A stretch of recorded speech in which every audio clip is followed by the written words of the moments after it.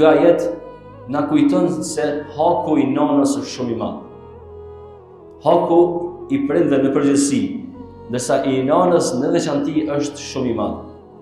Për shkak se Allahu po e përmend wallahu akhrajakum min butuni ummahatikum. Allahu ju ka nxjerrë nga barqet e nënave tuaja. Këto në ajete tjera të Kuranit e kuptojmë se çfarë rëndësie kanë prindrit. E në veçanti nana ku Allahu i lartësuar na drejtohet duke thënë wa wassayna al-insana biwalidayhi ihsana.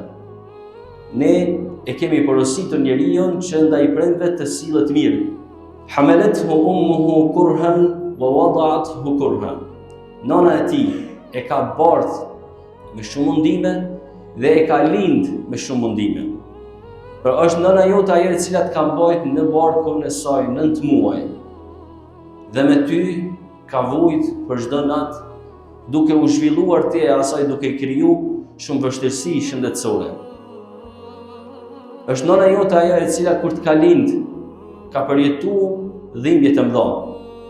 Domethënë e ka përjetuar vdekjen, që nëse dikush arrin për me tregu se çysh është me vdek njëri për së gjallë, atëherë janë gratë në momentet e lindjes që unë ta tregojnë këtë çështje.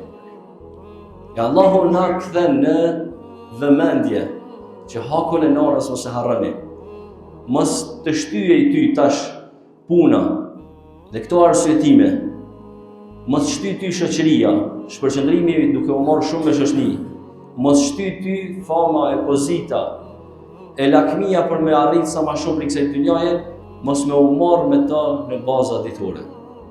Nuk janë këto arsyetime dhe nuk është ky haku që njeriu mund ta tregoj karshi prindërve të tij.